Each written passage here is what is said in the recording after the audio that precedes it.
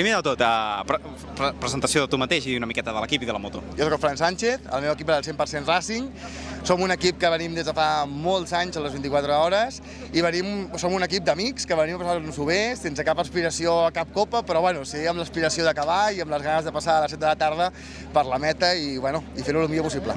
Les 24 hores de Lliçà és una prova mítica d'aquí.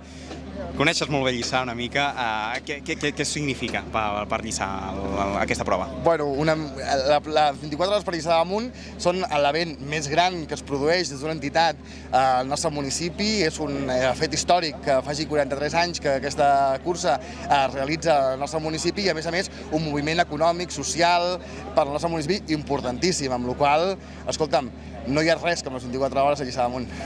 Encara hi ha gent que potser té algun dubte per apuntar-s'hi. Vosaltres que porteu molts anys participant, què els hi diríeu?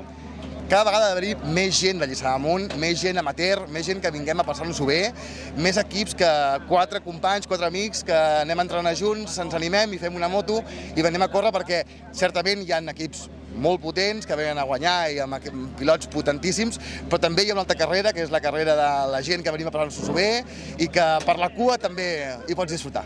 De moment sembla que el temps aguanta, però durant les 24 hores pot ser que caiguin 4 gotes. Com ho viureu vosaltres, això? És una cursa de resistència, venim a lo que toqui. Si hi ha pols, pols, si hi ha pluja, pluja, i si no hi mig i mig, doncs millor que no hi ha ni pols ni pluja. Molt bé, fantàstic, moltes gràcies.